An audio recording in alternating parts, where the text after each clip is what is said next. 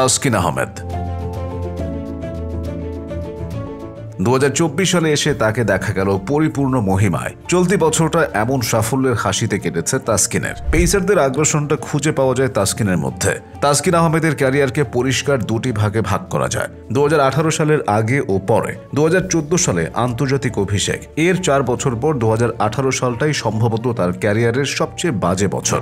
এরপর তাসকিনের ক্যারিয়ারে কেটে গেছে আরও 4টি বছর, 2021, 22, 23 ও 2024। এই 4 বছরই এই পেসারের পারফরমেন্স কম বেশি ভালো বলতে হবে। কোনো বছর বেশি ভালো, কোনো বছর কম, এ নিয়ে তর্ক হতেই পারে। তবে একটা বিষয় তর্কাতীত, 2024 সালেই পরিপূর্ণ মহিমায় দেখা দিয়েছেন তাসকিন আহমেদ। সংখ্যায় প্রমাণ চান? একটু অবিশ্বাস্য শোনাতে পারে। তাসকিন ক্যারিয়ারের 1/4 উইকেটই পেয়েছেন এই 2024 সালে। আন্তর্জাতিক ক্রিকেটে তাসকিন উইকেট নিয়েছেন 240টি, এর 63টি এবছর। 2024 সালেই বাংলাদেশের জার্সি গায়ে সবচেয়ে বেশি 30টি ম্যাচ খেলেছেন। সবচেয়ে বেশি ম্যাচ খেললে সবচেয়ে বেশি উইকেট পেতেই পারেন, ভাবছেন তো? 2021 থেকে 2023 পর্যন্ত 3 বছরে এবারের চেয়ে মাত্র 3টি ম্যাচই কম খেলেছিলেন। তবে 27টি করে ম্যাচ খেলেও উইকেট পেয়েছিলেন সর্বোচ্চ 46টি। বাকি 2 বছর 33 ও 34টি করে। তা এবছর কোন সংস্করণে সবচেয়ে ভালো করেছেন তিনি? আলাদা করা যাচ্ছে না। টেস্ট বেশি খেলেননি 4টি, তাতেই 19 উইকেট। ক্যারিয়ারে প্রথম 5 উইকেট পেয়েছেন সদ্য সমাপ্ত ওয়েস্ট ইন্ডিজ সফরে। টেস্ট সিরিজ সেরার পুরস্কারও পেয়েছেন এবারই প্রথম। ওয়ানডেতে 7 ম্যাচে উইকেট, 7 দুগুণে 14। এবছর তাসকিনের নেওয়া উইকেটের প্রায় অর্ধেকই টি-20তে। 19 ম্যাচে নিয়েছেন 30 উইকেট, যেখানে গত 2 বছর মিলিয়েই টি-20তে তার উইকেট ছিল 29টি। এবছর যে 19টি টি-20 খেলেছেন, এর মাত্র 2টিতে কোনো উইকেট পাননি। সবচেয়ে ভালোর কথা বলা হলো এবার এর উল্টো পিচ।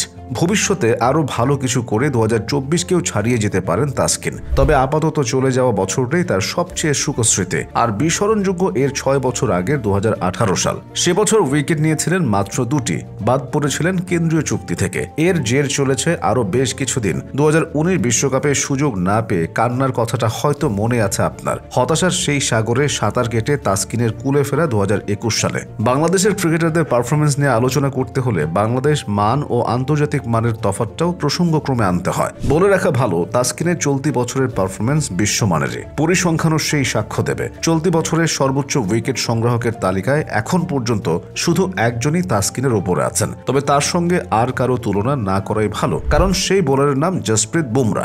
সর্বোচ্চ 77 উইকেট নেওয়া বুমরা যদি সবচেয়ে বেশি উইকেট নাও পেতেন, তারপরও বছর শেষে তিনিই সেরা কিনা তা নিয়ে আলোচনা হতো। বুমরার পরে যে তাসকিনের নাম, এটা আসলে তাসকিনের ধারাবাহিক পারফরমেন্সের প্রমাণ। তাসকিনের সমান 63 উইকেট আছে ওয়েস্ট ইন্ডিজের আলজারি জোসেফের। ওয়ানিন্দু হাসারাঙ্গা, শাহিন শাহ আফ্রিদিরা সবাই তাসকিনের পেছনে। চলতি বছরে বাংলাদেশের হয়ে তাসকিনের পর বেশি উইকেট নিয়েছেন স্পিনার রিশাদ হোসেন এবং মেহেদী হাসান মিরাজ। দুজনের উইকেট 40টি করে। আরেকটি তালিকায়ও তাসকিন দ্বিতীয়।